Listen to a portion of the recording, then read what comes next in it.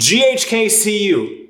What is that? Well, today I'm talking with Dr. Neil Paulvin, a very well-respected Manhattan functional medicine doctor. GHKCU. What is it? How do you use it? What are the benefits? Bodybuilding. Is it going to help you recover? How much of it should you take? That and so much more in today's episode. You ready for it? Let's dive in.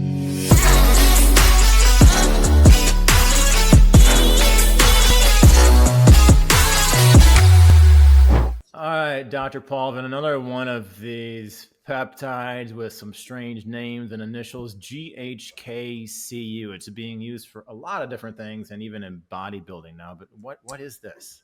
Yeah, I mean, GHK copper is a natural, C is the element abbreviation for it, is a natural occurring peptide that we have in our body in the skin, hair, muscle, tissue, ligament.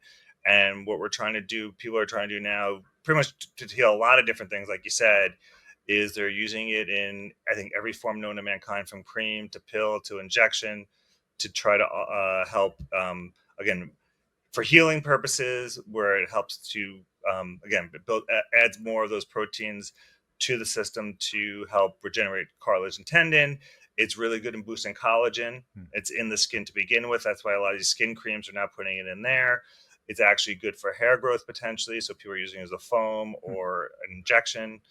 So it's used being that healing capability, as well as that collagen boosting capability, has a lot of great uses throughout the body, which is why a lot of people are taking collagen now in general. But that's kind of what down the pathway that it's going.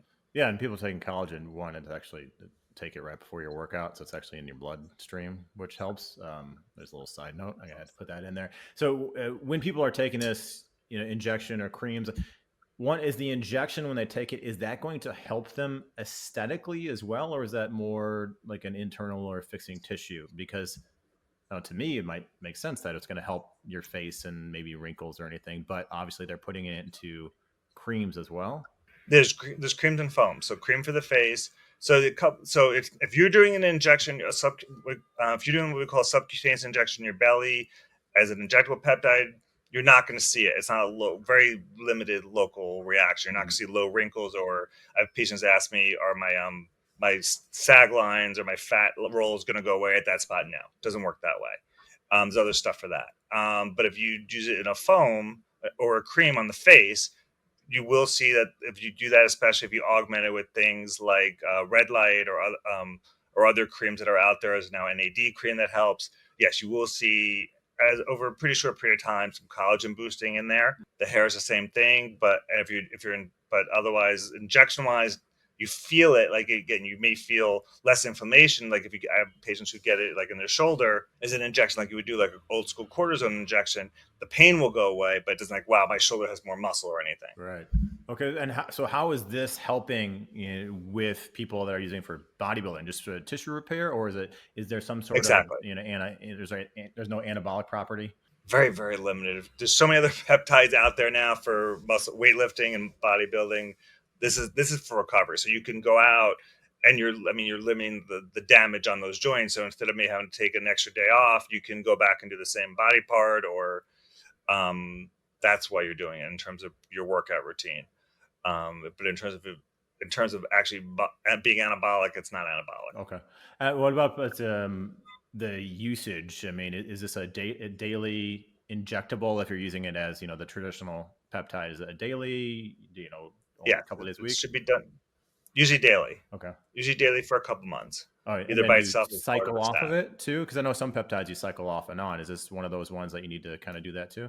I guess the answer would be yes. I mean, the way I explain these types of peptides that are for recovery, it's kind of like Motrin or something like that. Meaning, what I mean by that is you kind of know when you need it.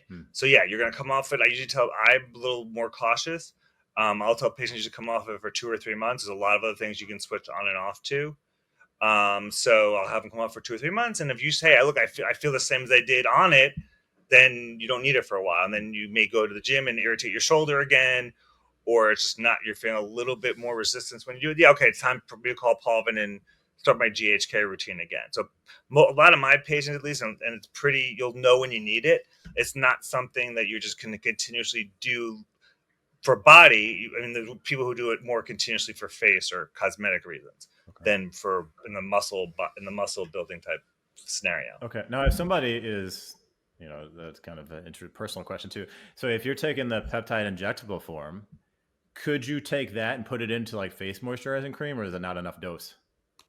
Um, People do it. It's not going to work as well because it's not absorbing. It's going to kind of leak. You're not going to get enough in there. Yeah. The foams and the creams are made so it absorbs, and it's actually in there, and it's going to absorb directly into your skin.